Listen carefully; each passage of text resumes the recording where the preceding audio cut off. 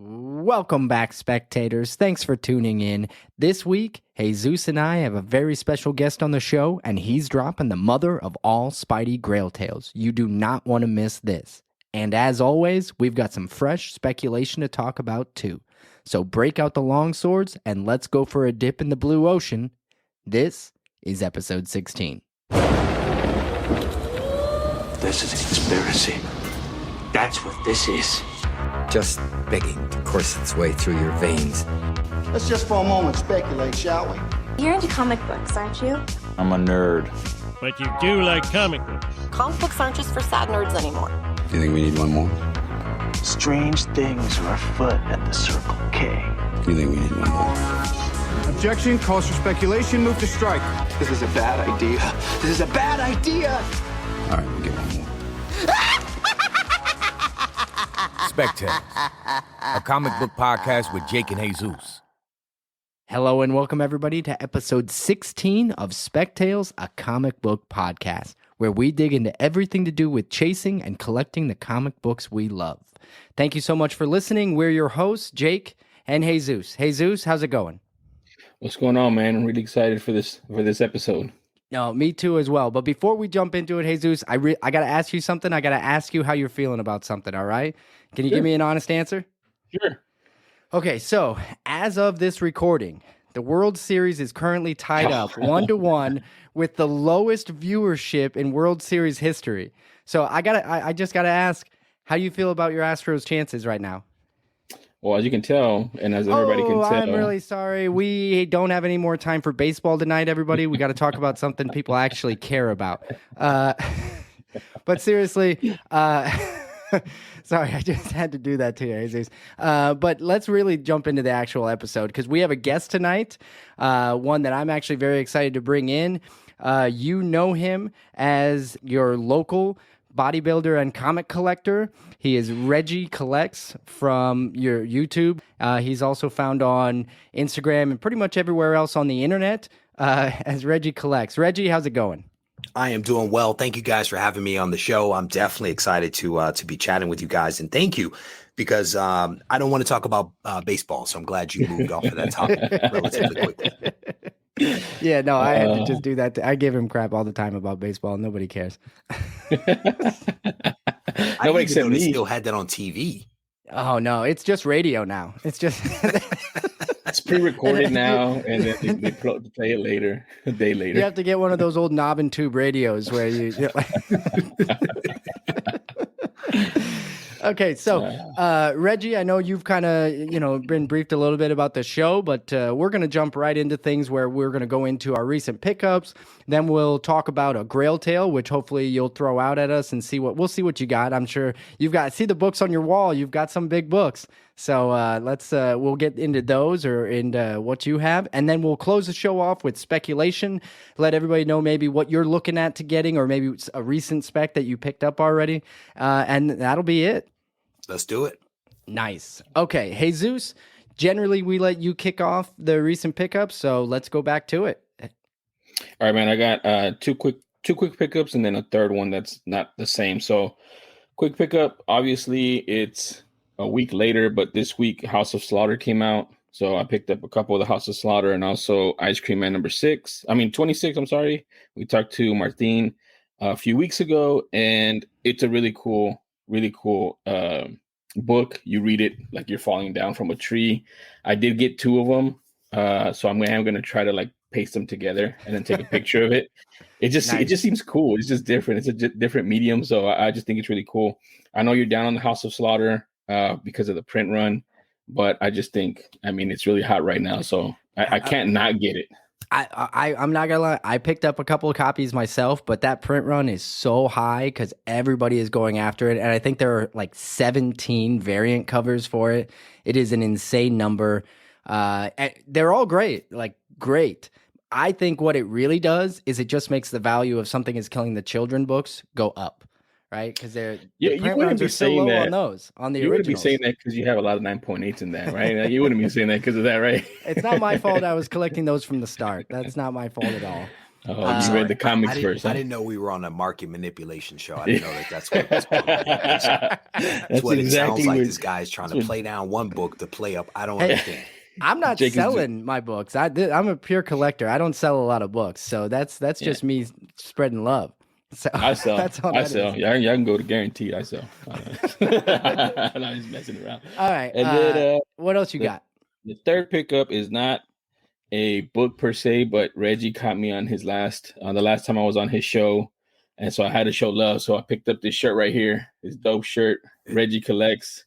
I Oh, did nice. notice that shirt. It is. Yeah. Oh, he's wearing the same one.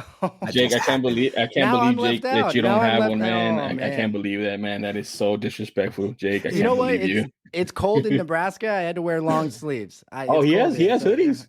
I sure Reggie has do. hoodies. I sure do. I mean, Ooh, Jesus is killing the game right now. What's funny is I didn't see it until just a few seconds ago when you leaned back and I was like, oh, he's got on the shirt. I'm like, looking good.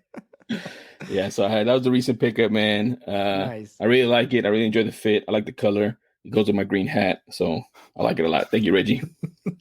You're very welcome. I have a thing for military inspired things. So we went with the military green shirt and the color and the fit, man. It's like, there's a lot of people that put out shirts and things like that. And I like to wear the stuff that I put out, and I like nice stuff.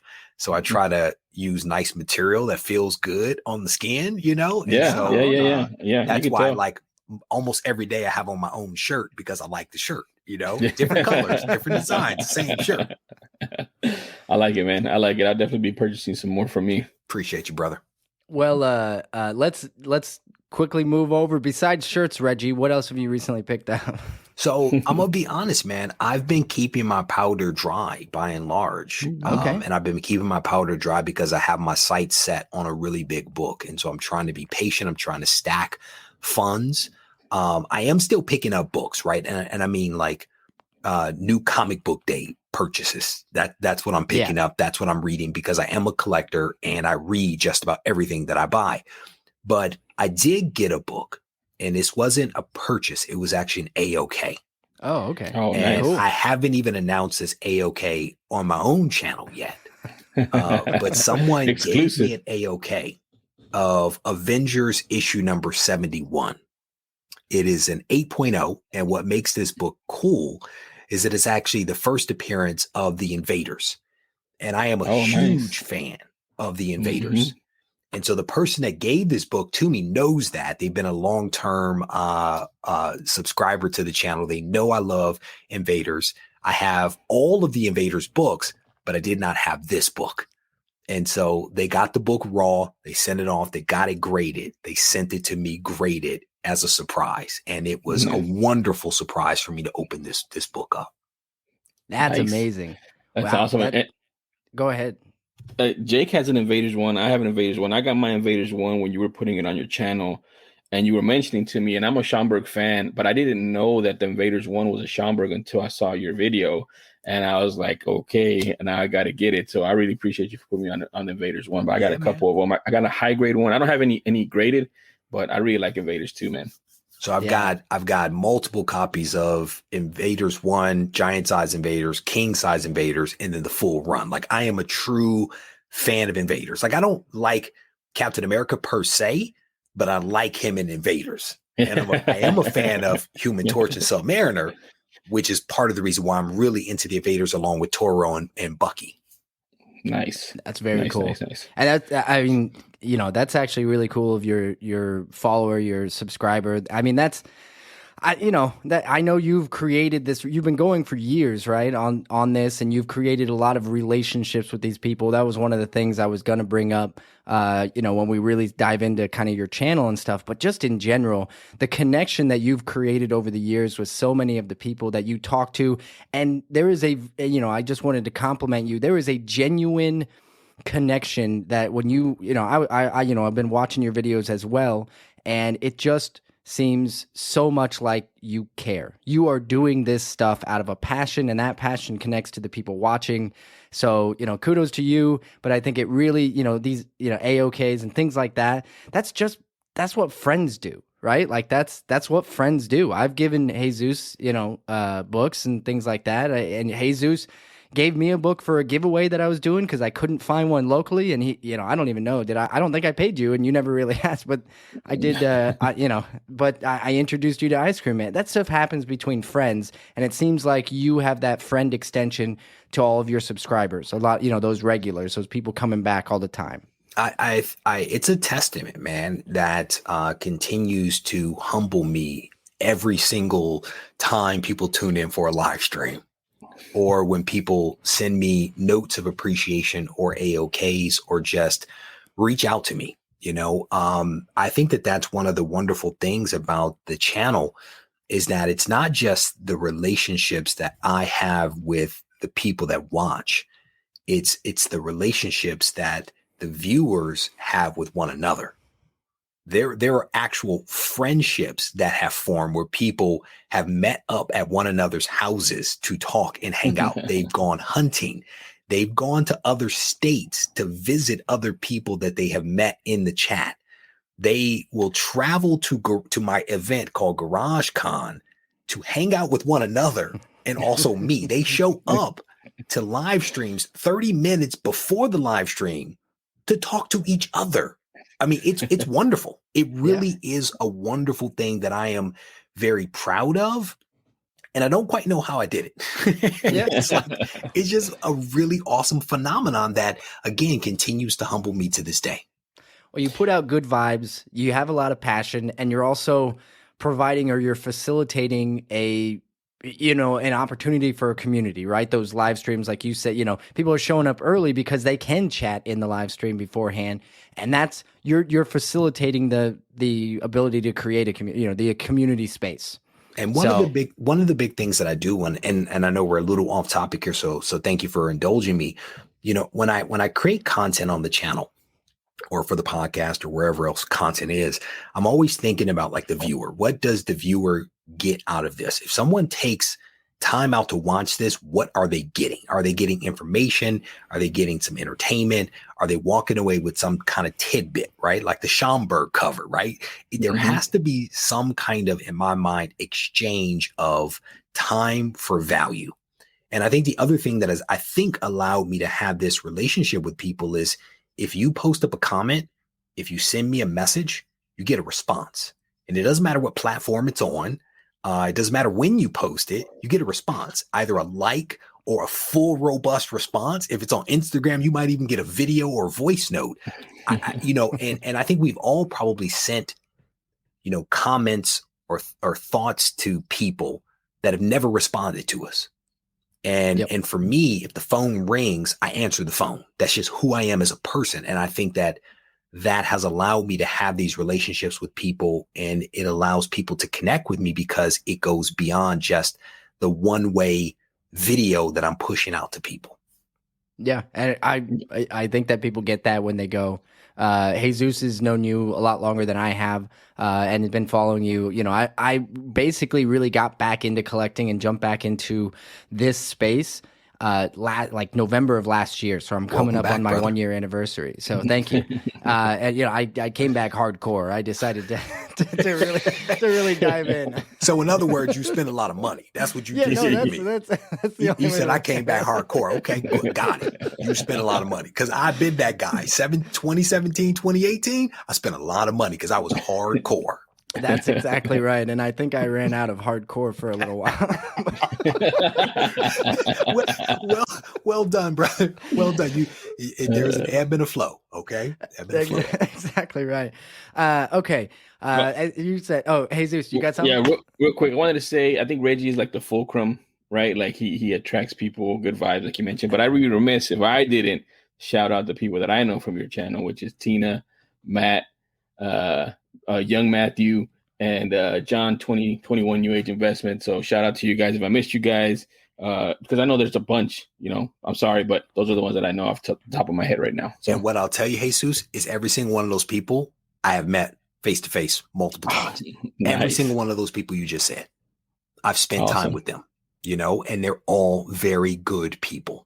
I've met young Matthew's mom several times. Like, she's been to my house with him, of course, several times. Like, I know these people through and through, you know? Yeah. That's Cool great. people. Cool people. Nice. And that's a great touch, Jesus, because that's the thing. Like you said, that's a testament to the community that you literally, you know their names, you know them right off the top of your head, and you can, give them a shout out. So that's great. And cool. I think I'm going to steer us right back. I'm just going to throw out what my recent pickups have been.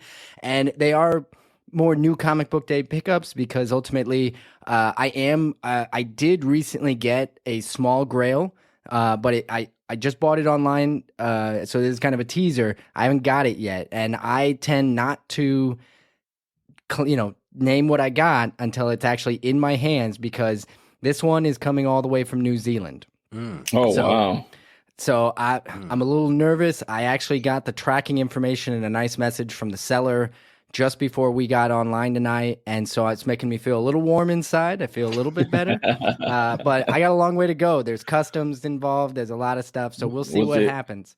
Was it really hardcore, or was it like a little hardcore? Like where the hardcore on the range is it? Let's see. I'm gonna say it took me a few months to get. But I've passed up on some that were just out of my price range for this, so it's not super hardcore. I got you. Cool. But I'm not gonna say the book. I'm gonna say what I actually got. One was kind of a surprise that showed up on my doorstep that I forgot that I bought in May, and it took until. So Something is Killing the Children, the book, the deluxe edition hardcover. I got in on the pre-sale of that back in May, and then I get a box, and my wife was like, "What is this?" I was like, "I don't know. I honestly don't know." And I opened it up, and I was like, "Oh, dude, this came." And then I hadn't even thought about it. And then I looked it up, and those things are selling for a couple $100 on eBay, which is like, I got it for $50 because I pre-ordered it, and I didn't even. So I don't know what I'm gonna do with it because I also I just got on, and I had bought everything in that run already, pretty much just cover price when it was off the shelf. So. But that was a recent pickup. That was kind of a surprise. And then the other thing I wanted to say, I picked up A Righteous Thirst for Vengeance #1. This was one that Martine mentioned on episode 14 when he was on. He came in and because he's an Image insider, he said that he got to read the first 4 issues. Which lucky for him, but he did highly recommend it when he was on the show. So I wanted to buy the first one when it came out. And I got to say, that it is right up my alley. Like, it is dark, it is bloody, it is just gritty as all hell. So if that's your kind of thing, I got nothing for the book. Just it's a recommendation for me. If you like Ice Cream Man, it's not in the same vein, but it like artwork wise and things like that, there's some similarities, and it is just a bloody mess in the best way possible. So. All right, that'll wrap up the recent pickups. I'm hoping I can announce that book that I did get here shortly on one of our episodes. But Reggie, maybe I'll tell you afterwards, but I can't tell you while we're recording. Oh, I respect it, brother. Trust me, I respect it. All right, so this is now we're coming into my favorite part of every episode, and that is the Grail Tale. Now, Reggie, I know you've got stories that go on for days, you were mentioning just, behind gas stations and all sorts of stuff. But let's go ahead. I don't know which one you picked out, but I'm going to give you the floor and just let you go. All right? So I do. I've been back in this hobby since 2017, 2018. And like I was just saying a little while ago, I came back into the hobby and I hit it hard. There were so many books that I wanted when I was younger that I did not buy, of course, because I was out of the hobby for a long period of time, from basically, truthfully, the 90s up until 2017, So when I came back, I hit it pretty hard. Now, I've done some deals. I've done some sketchy deals. I've done some not so sketchy deals. And I enjoy the hunt. I really do enjoy the hunt. But potentially one of the biggest books that I ever picked up didn't require a whole lot of effort. It didn't require a whole lot of effort. There was a claim sale that was going on by Golden Age Guru. Okay. And Golden Age Guru always teases some of the books that are going to be available in the claim sale. And I watched the tease on Instagram, and he showed some amazing books, and some of the books were like AF-15, like higher grade, And I sent him a message and I said, do you have any poor man AF-15? Like, do you have any poor man books? Because I'm a poor man. I need a poor man book, right? And he's like, I don't know. I have a buddy that has some books. He may have one. And the day of the claim, it's at a time which like kind of sort of towards the evening, like after dinner time frame. So I'm sitting there and I'm watching the claim sale, and on the sofa next to me is my wife. And, I was having a little conversation with her. I had the volume somewhat low as I'm watching these books come up. And all of a sudden I see a poor man's AF-15 come up, and they call out the number. And I'm like, claim this number. And he was like, it goes to Regie. And so the whole thing is I'm trying to get the book, but not have everybody in the chat know that I bought the book, because I need to reveal the book on my channel, right? So I'm like trying to get in and trying to get out really quickly, right? But he's like, this goes to Regie, and he says the dollar amount. And my wife looks at me and she says, did you just spend X? And I'm like, yeah, I said that. And she's like, oh, and how much is that worth? And I'm like, well, you heard how much I spent, so that's pretty much what it's worth, But I basically bought AF-15 from Golden Age Guru. It was a 1.0. It was a 1.0, relatively low grade. But I honestly had saved up for a long period of time to get this book, because it's an expensive book, Yeah. So I saved up to get the book, ended up purchasing it. It showed up, and it was a big day. It was a really big day for me, because Spider-Man is, in my mind, like the Grail of Grails, and it's one of the biggest books that I've ever wanted. And to have it was a special thing, and it still is a special thing. I looked at it right before the show. I kind of stared at him a little bit, and it's a good feeling. Oh yeah. Yeah, for sure. I mean, you look back here, this is my placeholder, Reggie. It's my Grail. I don't have one yet. But that's awesome. Can you kind of share how long? I mean, you've been collecting for a long time. You've talked about it, right? And you've been in the comic books for a long time. But I guess, when did that start turning in your head? Like, I need to have one of those. Like, how long did it take before you were able to say claim on $25,000? That's what I'm saying. That it was. Oh, it wasn't 25,000, brother. I said poor man. It's probably worth that now. In fact, I went to Golden Age Guru's claim sale he had the other day, and he was like, Reggie, if you want to sell that book back to us, we'll take it back. And I'm like, no, my brother, you got to get your own. But I didn't pay that much for it. I actually bought this book it was in 2020. It was during the pandemic, 2020.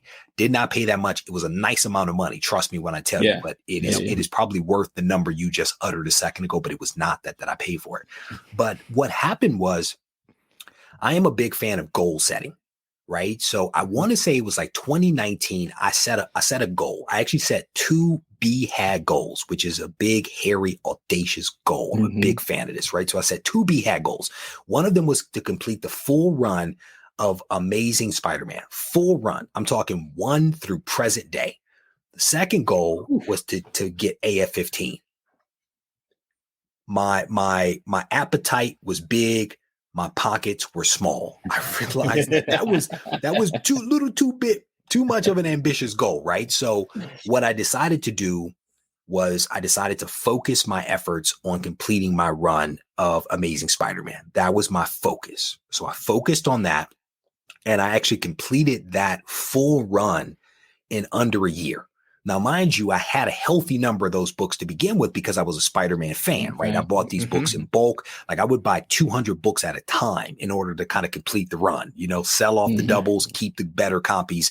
I would buy, wherever I can find a lot, I would buy it, sell off the excess, go to a comic shop, clean out all of it, buy it all up. Right. And I would hunt everywhere in the Bay Area trying to find these books. But I completed that run in under a year.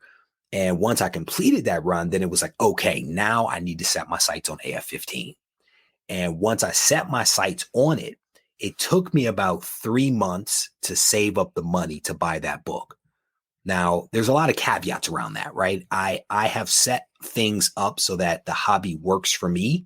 Like, I do a lot of things that generate money that then goes back into books that become content for the channel, right? So Mhm. none of this money was out of my pocket. This was earning money through comics in order to put it back in comics.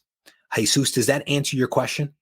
Absolutely. Yeah, that's exactly what I kind of wanted to see. And that actually that's unique too, because it creates content for you, which then churns, and it just keeps going for you. But still, I mean, a 3 month, and even then, like if you did it a year before and you still had to do it, and you still had to do the one through present day on that one, it's still a long time of you thinking about it, passing some up, that came in front of you because you had this first or what have you, however it works. But then finally, when you were ready, it still took 3 months to get, and that's still a time to wait to get what you're looking for, your Grail. And the other thing about it that's cool is that I know, I'm sure a lot of people have watched they know you're a Spider-Man fan. So for you to have the Spider-Man Grail, not only the whole run, but the actual first appearance is just really cool. It just goes to a testament that you're a true collector in that sense. I am, brother, and I put that book up on the wall and I stared at it for like 3 months. Like it didn't move from the wall because it was one of those things of, I don't want to be that person that just does it and just moves on. Like I've done that, right? I wanted to do it and I wanted to continue to celebrate that win on like an ongoing basis. So that's why I put it on the wall. I put it on a pedestal. I stare at it. I do videos about it because I want to remember that feeling, that high of achieving that goal versus just running to the next goal. But it took some time, man. And I'm a big fan of goal setting because it keeps me honest. It keeps me focused and it allows me to do things that maybe I didn't think I was capable of doing. Right. Yeah. And I think that's why goal setting is so important. Yeah, I'm a big proponent of that, goal setting, vision boards, all that stuff to kind of focus you in. Because I mean, we're all over the place. We love, reading, and you just lose track of it. But if you have, that's why I put it up there, man. That's literally why I put it up there, so I couldn't be focused on that. Because I'm not collecting right now. Like I told Jake, I'm like going back and forth because I'm trying to, push stuff on guaranteed, and it's hard. I have some big books that are like, oh man, I'd love to keep them, but I got other bigger goals, right? Yep. That and eventually they'll come back to me because that's kind of how the hobby is. Believe it. I was just going to comment. I mean, just what it takes to do that. Comic books as a hobby itself can tend to be an instant gratification hobby, right? You can effectively, I talked about this a little bit with the pre-code horror books that we had previously talked about in some other episodes, where those collecting pre-code horror books is not an instant gratification type of way of collecting because those books just aren't available. You can't snap your fingers and get one. And the AF-15 falls into that category partially because of price, but also because of just the number that are out there. But you can look at if you are somebody who wants a Amazing Spider-Man 129, right? That is a very popular book, and it is an expensive book, but me, if I were to just say, if I wanted to commit to it right now and I just say, I just really want that book, I could buy that book tonight. I could just jump off this, get on eBay, and I could find the book and I could pull the trigger and say, go, without any planning, without anything. That's what this hobby sort of is for a lot of people. It's that, instant gratification. I want it, I got it. And that's where those people, they get it. Maybe they put it on the wall for a while, but those wall books sometimes can start feeling a little stale because they're not as exciting as they used to be. I think it's really easy, man, to chase the next hot thing. I think that's really easy. I think to some degree or another, it's human nature, but I think that, you have to slow it down. And you have to learn to appreciate the things that you have, whatever those things are, because you can spend a lot of money willy-nilly trying to chase happiness. Actually, if I can't see it from here, but on my whiteboard across the room, I write story ideas. And one of the notes that I wrote to myself that I'll create a video on at some point is happiness isn't in the next box. And it's nice. very much what you just touched on is that your happiness isn't in the next box that shows up from eBay or some app that you bought a comic from. Happiness comes from in my opinion, you having a goal, you having a focus, you doing things that are truly meaningful to you, and then taking time to celebrate those things. That is what happiness is. Sometimes it might just be not collecting, focusing on another goal, but still reading comics. That might be happiness because of where you are in your life. And so I think it's important, again, that people take time, pump their brakes, slow down, and be thankful for the things that we have instead of focusing on the things that we don't have, because it's way easier to do that. Yeah. Well said. Absolutely. And it's a part of the journey, which is, brother. Which is the Grail tales, which is why we like telling the stories. We like to celebrate those, in some cases, like Jesus's, where he ended up having the book for only a couple of hours and then he lost it. But sometimes the journey is, I mean, that story is still great. We get comments on that. Why do you have to bring that up, man? Why are you bringing up old stuff? This is new stuff. You're bringing up old stuff. Every once in a while, that knife, you just have to dig it in there just a little bit further. Oh, man. So an adjacent story, you mentioned you have the entire run of ASM, right? Yes. And so I want to, outside of ASM #1, what was the hardest book to get in that collection? Oh man, ASM 1 actually wasn't terribly hard to get. I mean, it was pretty easy to get that. I don't know that there was one that was really hard to get. Maybe I think it was ASM 3. That one was a little difficult for me to track down in a nice grade, because for me, there's a saying of low grade is better than no grade, which I think is true.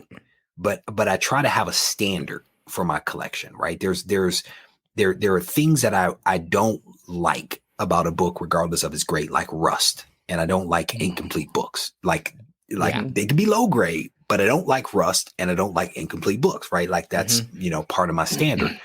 And I would constantly find copies of Amazing Spider-Man issue #3 that had rust and that had parts or pieces missing or pages missing. So that was a tough book to pick up. And I actually was able to find it at a local comic shop to me called Cape and Cow in Oakland, California. And so I was able to pick that up. That was probably one of the harder books to pick up. I could only find it graded, couldn't really find it raw, because what I was doing was buying a lot of my books raw. Buying them face-to-face raw, myself inspecting them because I could get a better price, and then I would get them graded myself, or honestly, a lot of them are still raw right now.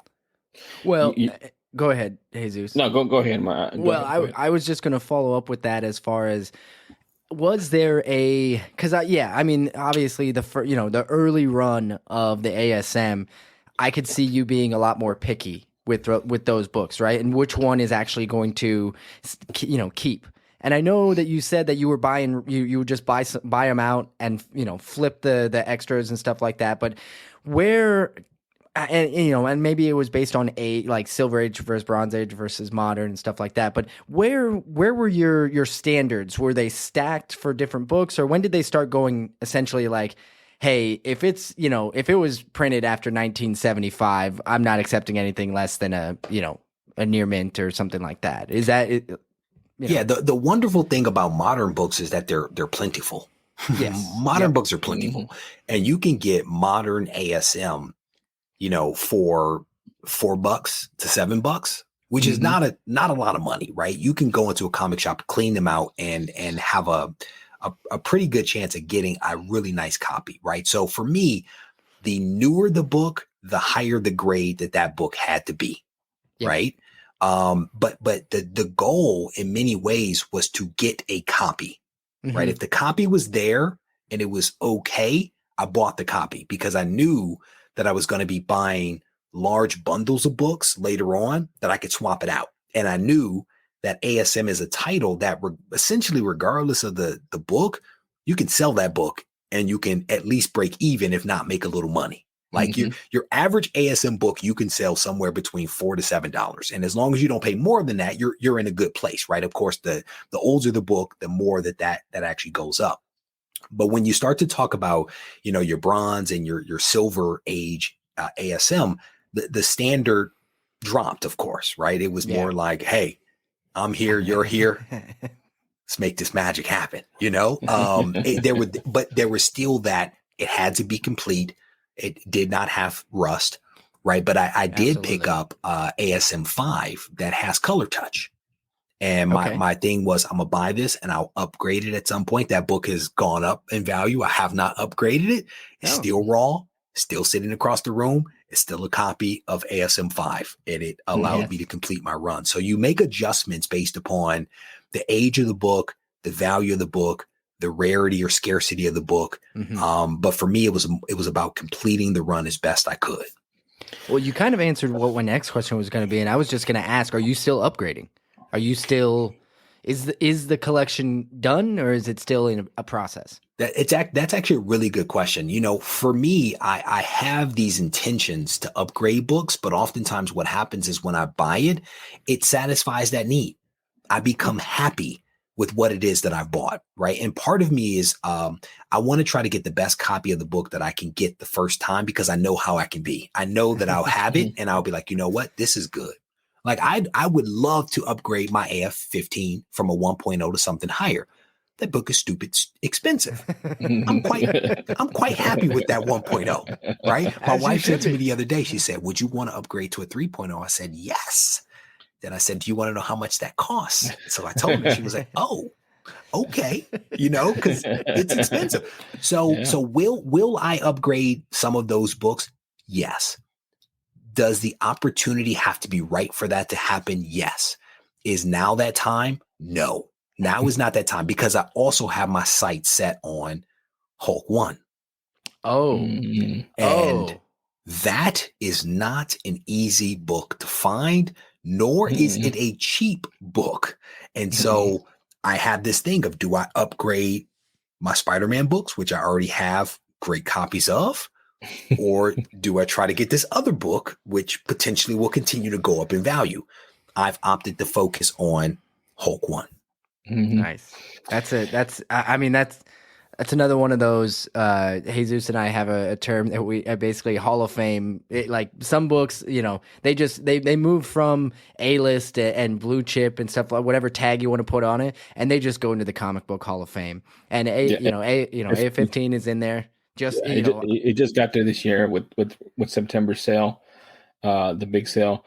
But you know that what I wanted to get to and ask, I guess, Reggie, is it seems like you got because I feel like Amazing Spider-Man #1, I guess back when you were trying to get it, which was before 2020, right? It was like 2019 because you got AF-15 in 2020. So when you were trying to get Amazing Spider-Man 1, I feel like at that point, that book wasn't what it is even now. And that's because AF-15 has pushed it because people can't get AF-15. So now it's Amazing Spider-Man 1. So I guess the question that I have, because I saw you're selling an Amazing Spider-Man 1, right? On Regie Collects, it's a 2.0, if I'm not mistaken. I think it's a 2.5. 2.5. So I guess what I'm asking is, now if you had to do it again, I guess you think that the Amazing Spider-Man 1 would have been harder to get now than it was back then because of what AF-15 is doing. Go ahead. So I may have misspoken, and that's definitely my bad. I would say that Amazing Spider-Man 1 is a little harder to get than AF-15. You can go to a con and you will not see as many ASM 1s as you will AF-15s. ASM 1 was easy to get because it was cheaper. So that's where I kind of misspoke there. But what happened was I bought ASM 1 and I bought it raw. I got it graded. It had some restoration issues. Some of the risks that you take with buying raw books. I bought it and it had some reportedly pieces added. I could not see where they had been added, but pieces added, a little bit of color touch, which I did know about. It came back restored. So that hurt my heart. But I actually got it at a really good price, so I didn't feel terrible about it, right? And so to Jake's earlier question, that was one book that did not sit well with me because it was a restored copy. It was a purple. It just did not sit well with me. And so I was waiting for Hulk 1 many months ago, and I waited and I waited and I waited, and it didn't come along. So I bought a copy of Amazing Spider-Man 1. I bought an upgrade copy. Yeah. I think I got a 3.5, right? Bought a 3.5.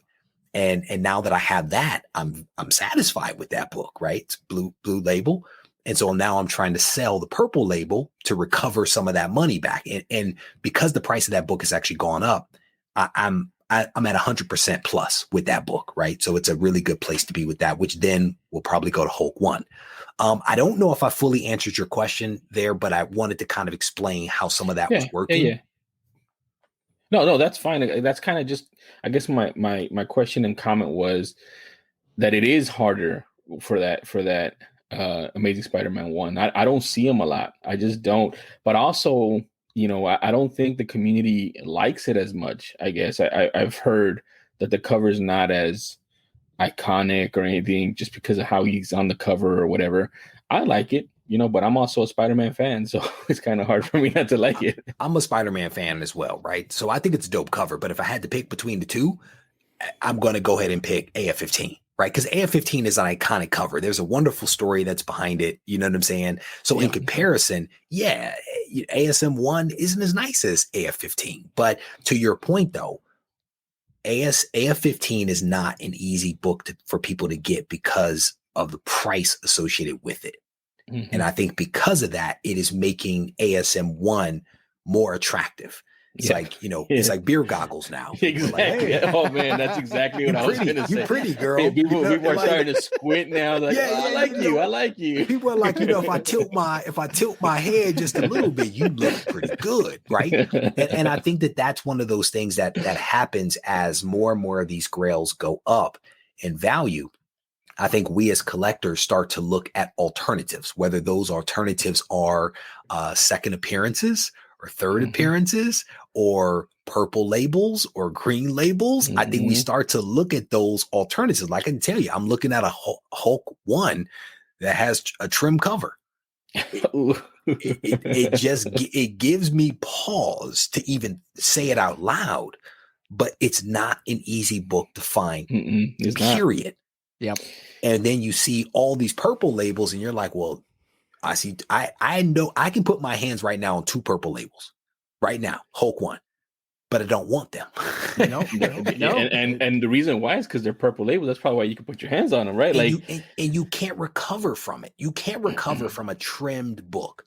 Yeah, trimmed like if is it's always color trimmed. touch, you can fix color touch. You can remove it, but a trim cover, you can't come back from that. But that's like where my head is now, because I'm like, okay, how much longer do I wait? What happens to the price of this book? If Kevin Feige utters the word Hulk, now I'm hosed, right? And in my head, that book is the last book that I need to make my collection be what I want it to be, which is a fantastic collection of Silver Age comics. That is my goal. Hulk 1 is part of that goal. But I don't want a purple label. So if someone's listening to this that has an affordable price on a Hulk 1, let me know. I just noticed beware of the gibbet on the board back there. Well done, sir. I put that up there just for you. I've been staring at your face and I'm just now seeing this,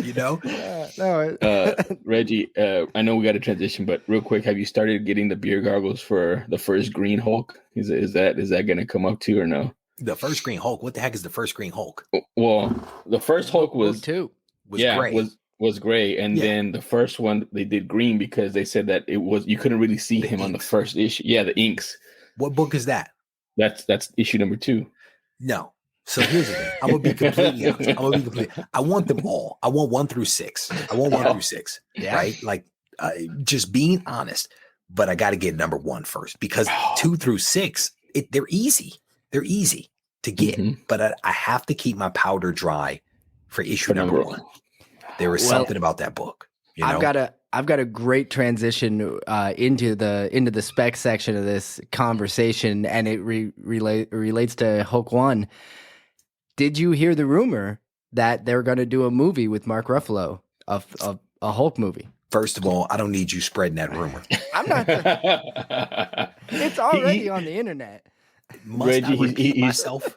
He's trying He's trying to manipulate the market again. I'm not he has a interested Hulk in you one. manipulating the market in advance of me buying this book. Now, I as soon as I lost, buy this I book, lost all the let bonus it rip. points. My Gibbon message. Beware of the gibbon. He bites and throws poop. Okay, that's all I'm saying to you. No, I had not heard that rumor, brother, and it might be purposeful. I may have selective hearing when it comes to I'm trying to help you. No, you're not trying to help me. You're trying to drive up the price. You're trying to push me towards that purple label. No, there's a week. There's a week between now and when the episode drops. So you just no pressure though, right? Yeah, you got a head start. What's funny is I sent the dude a message yesterday. I said, is this purple label still for sale? because I've been eyeballing it for months. It's been available for months. And on one website, it's one price. He just posted it to an app 2 days ago, $8,000 more. I wonder why. Because it had been on the other site for like 6 months and no one bought it. Because I've been staring at it for that long. Because I don't want to check out on the other site. Go check out on the other site. I know I should just buy it. I should just buy it on there. Like done. Yeah, that's what I should do. But it's a trim cover. Like the entire side of it is trim. So I don't know. I don't know. How does it present though? Because I always want to see how they present. Like if it's like super noticeable, I won't even. But if it's like you can squint and say, okay, like it's like that. It's like that white line on X-Men 101, where the back cover starts to come around the front. All you are going to see is that white line, no matter how much you squint. That's what that's what you're going to see. So I just don't think I'm going to be able to do it. Until I do it. Well, yeah, I'm gonna keep following your episodes. I'm gonna follow your shows, and I'm gonna wait for that announcement. It's like that big Grail. Dealing for keys, called Dealing for Keys, man, or Operation Hulk, whichever one you want to use. It's all the same, brother. I just hear like the news saying, Hulk One Watch, day 36. Man, here's the thing. This is the part I didn't tell you. I don't think I told you this. So I bought the replacement Amazing Spider-Man issue number 1. 2 days after I bought it, a Hulk 1 appeared on the same app. That was in my price range. Like I literally just shot myself in the foot. Now I could have bought it using house money. But I don't do that. I don't use house money. I use play money to buy this stuff. And so I did not buy that book. And, but it's still a great copy of Amazing Spider-Man issue number 1 that I enjoy, but part of me wishes I had been a little more patient. But kudos to you for having restraint. You got to have it. You got to have it to be a collector. Cause if you don't, you may not be a collector for long. Because your wife will kill you. Yes, you'll be dead. And you'll be in debt or whatever. Hardcore runs out. And I try not to do that. The money that I spend on comics is all like play money. It is earned money from comics and goes back in. And I try not to use any funds from family, right? I never want to take it away from my family because I never want my wife to worry, well, how much did he spend? Well, what's in that box? Like she never really asked me those questions. And even when I bought that AF-15, she was just more curious than anything. She honestly doesn't care because she knows how hard I work for the content part of this stuff. Yeah. So she doesn't really ask any questions about that, but we've developed that relationship over time. It takes time. Yeah, exactly. Yep, for sure. All right. Well, let's go ahead and let's move right into the closing segment of the show, and that is closing with speculation. So we're going to go around the horn, and everybody's going to toss out a spec, or I guess as many as you'd like. But I think, Jesus, I'm going to let you kick this thing off because I'm kind of intrigued. I want to hear what you got. Perfect, man. I only got one, so I'm going to make it quick and easy. This is a warm blanket. This is a patented, copyrighted warm blanket. Reggie, I don't know if you know what that means, but that's a book that is hot. It should be hotter because it's already going to come out somewhere, whether it's going to be MCU or a show. But people forget about it because they haven't seen it on the screen, and they need that warm blanket to say, "Oh, that this is true. This is actually happening." So, we heard rumors confirmed rumors of Darth Vader coming out, right? So that's the hot book now. Everybody wants Darth Vader. Book of Boba's coming out December. Everybody wants that book. Star Wars 42 shooting back up, but people are missing Dr. Aphra. So My spec is Star Wars Darth Vader #3, first appearance of Dr. Aphra. It was hot. People were like, oh, they're making it. And they are making it. They're making the show, but they just forget about it. And they start looking at all these other ones. So my spec book is a warm blanket book, Star Wars Darth Vader #3, first Dr. Aphra. I luckily have one copy, and I'll be shooting for more since they're on the dip right now. I dig it. Nice. Reggie, you want to give it a go? Yeah, so we do a Blue Ocean video on my channel, my partner Doug and I. And a Blue Ocean book is a book kind of like The Blanket. It's a book that is not necessarily appreciated by people, but has a lot of potential. And we've been identifying a series of books that are not in Key Collector app, which is a source of spec for a lot of people. Once it appears in Key Collector app, people start to buy it up. And so we try to identify books that are not in Key Collector app and build a rationale for why those books are Blue Ocean opportunities that people may want to consider picking up. And so I'll rattle off a couple of those Blue Ocean books and encourage people to go watch the video for all the details and rationale behind it. But one of those books is Raiders of the Lost Ark issue #1. And this is actually the first appearance of Indiana Jones in a comic that is not a reprint. There are people out there that are talking about the reprint. This is not the reprint. This is the first appearance not in a reprint. The Raiders of the Lost Ark issue #1. Another book is The Hobbit issue #1. And this is tied to the Lord of the Rings because there's a lot of excitement around Lord of the Rings. And then the last book I'll mention is a little bit of a long shot, but it is Dazzler issue #6. And for those people that are Dungeons and Dragons fans, Dazzler issue #6 contains an ad for Dungeons and Dragons. And there's a series of these ads that came out in Marvel books around this time. One of the early that we've been able to identify is Dazzler issue #6. So if you're Dungeons and Dragons fans, that's a cool book to pick up. I really like that last one. It's just a cool little anecdote that you don't know when you're looking at it, and it's really cool because those early Dungeons and Dragons books, they've got a lot of value, by the way. A lot of people like those early books just because that's when what they were doing already became a thing that was out in the world, More right? like legitimized almost maybe to them. Yep. Exactly. Nice. Yeah, definitely go check out that content. Those are great videos. I do love what you do on those. I think it's fantastic. I am a user of Key Collector. I like the app, but the app is constantly growing. It is not perfect. I always tell people, use it as a tool. Yes. Don't use it for do your own research, read the books. Reading really helps actually when it comes to speculation. Imagine that. And that, and I don't mean that. Yeah, I don't mean it as rude. I like that app. I think they put a lot of work into it. But overall, Nick is solid, brother. Yeah, but it is a tool. It is not you shouldn't use it for everything. Yes, it is not perfect, but it is a wonderful resource that I use literally every day. I literally use it every day. I'm on it all. Yeah, I'm probably on it every day as well. So something that I'm going to toss out my spec, and it's kind of two, but sort of one.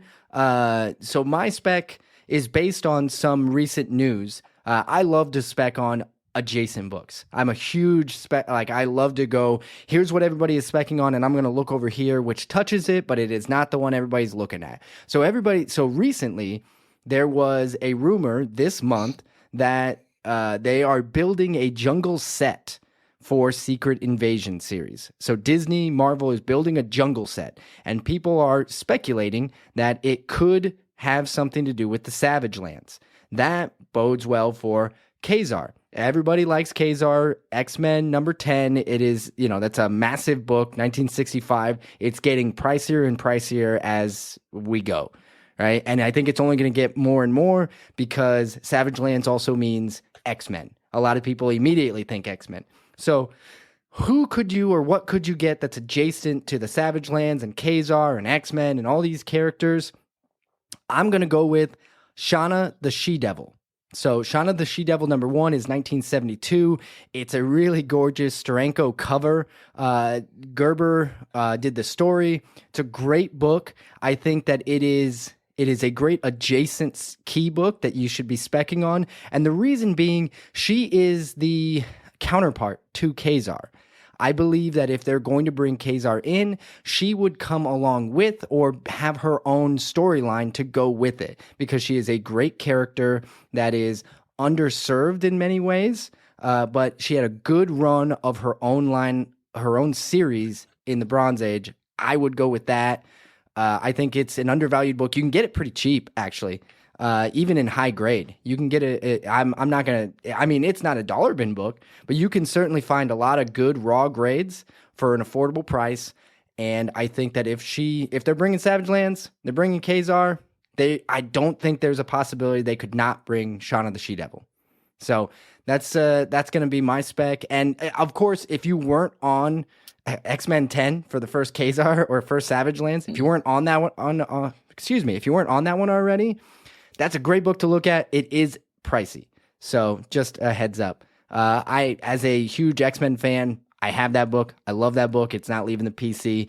The early X-Men is a run I'm trying to put together, of course, but that's one that I can't go hardcore all the time. I just don't have it. So, 2 years ago, brother, you could have made that happen easily. Yeah, I know. Exactly. I missed it. No, probably more like 3 years ago. I mean, it's super cheap back then. So yeah, I was just a little late, and I got excited too late about the X-Men, because about the time I got excited, turns out everybody else got excited. It happens, brother. Yeah. So, but that's what I got. I want to just close out here. Let's finish up by saying, Regie, most of these people probably already know where you're at, but let's go ahead and give your stuff a shout. Tell them where they can find you and what to be looking for. Yeah, generally speaking, if you search most social media for Regie Collects, you will actually find me. You can go to regiecollects.com. You can go to YouTube. So youtube.com/Regie Collects. If you search on podcasting platforms, you will find me there as well. And I am a huge fan of Instagram. So you can always find me on Instagram at Regie Collects. But generally, you do a search for that, you will find a part of my content that is out there. Yeah, Google works too. He's literally everywhere. And the content is reason why. Just to go and support your Instagram as well, you drop a lot of live videos where you're just like, hey, I'm riding the bike. Let's have a conversation. Keep me company so I can do this cardio. But it's great stuff. Always good information, great interaction. Definitely go check out Regie if you haven't. Like, seriously, if you're listening to this and you don't know who Regie is, I don't know where you found us, but you should have found him first. That said, Regie, thank you so much for coming on. Jesus and I were thrilled when you said that you'd be a guest. I was kind of mind blown. I was like, no way, Reggie's coming on. So thank you very much. We appreciate you. And for those out there listening, thank you very much. It's been a pleasure just being with you for the last 16 episodes. We appreciate everybody who listens, everybody who sends us messages and participates, and those individuals who have sent us Grail Tales. Thank you so much. We really do love just talking about collecting comic books. So allowing us to do that and listening really helps us, and we enjoy it. So, Jesus, you got any closing thoughts? I'll let you. No, not a lot, man. Just really appreciative of Regie. I think he needs to trademark Stare Monster. I think that's awesome.